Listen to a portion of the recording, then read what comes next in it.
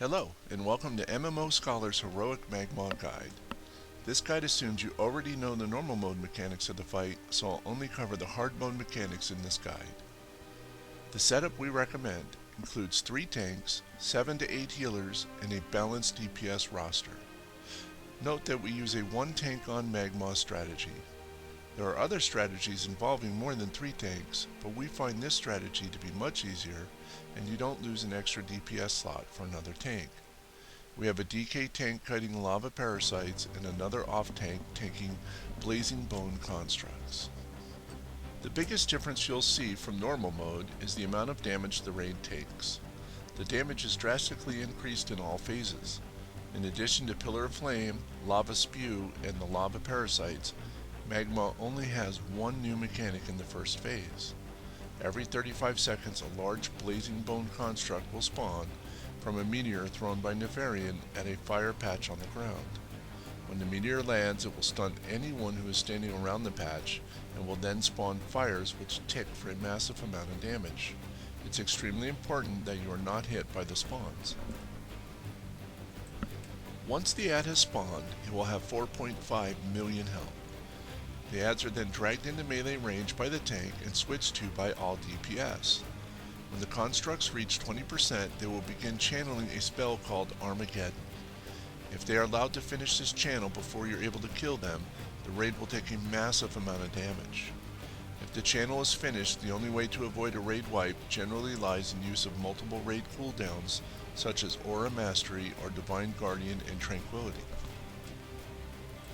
The head phases still happen at the same rate as normal, and the first phase with the ad continues until you reach 30%.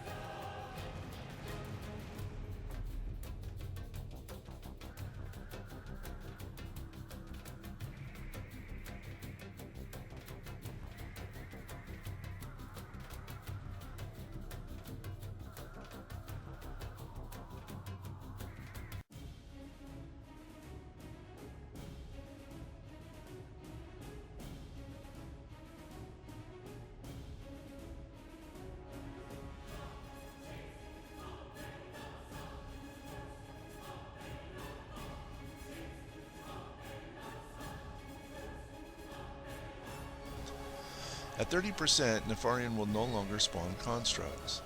We choose to finish off any low constructs just prior to 30% and off-tank any high health constructs which may be left, with all damage then being focused solely on Magmaw. At this point, Nefarian then begins shooting Shadow Flame barrages at the raid. These Shadow barrages do AoE damage around targets, which means the raid should spread out as much as possible to avoid having these hit multiple players. Healers should be given preference towards the middle, and melee should spread out best they can, including one melee standing with the tank. These blasts will continue to be thrown until the boss is dead.